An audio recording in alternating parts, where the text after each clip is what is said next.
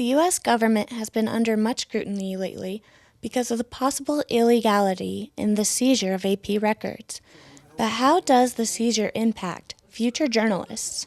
Depending on an outcome, it does have that element of a chilling effect. Weissenant said the chilling effect is when a source will not expose what they know due to fear of legal ramification, potential fallout, employment issues, or any other concern they would have. Suddenly a source is, not only reluctant, but simply will not give information to a journalist that otherwise would be able to report that information that can be helpful to society, helpful in preventing, misuse, preventing government indiscretions, or preventing abuse of power, various things like that. AP's CEO, Gary Pruitt, had the same thing to say on Face the Nation.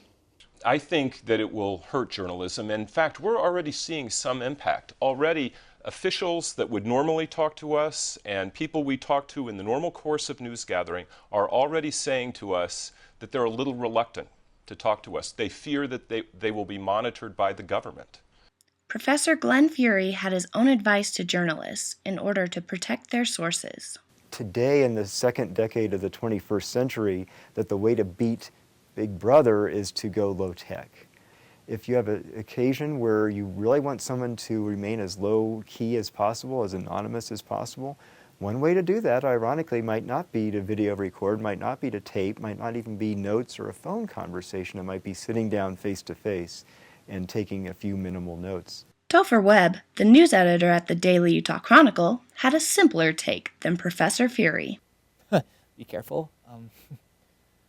I think if you look at a political section of a newspaper, there are way too many anonymous sources anyway. People are always quoting people close to the president or sources at the meetings where I don't know who those people are. They're leakers. Not always leakers. They're people that just don't want their name in the paper because they're trying to get a message across or something. I think just be careful not to have too many anonymous sources. Reporting from the University of Utah, I'm Lauren Deane.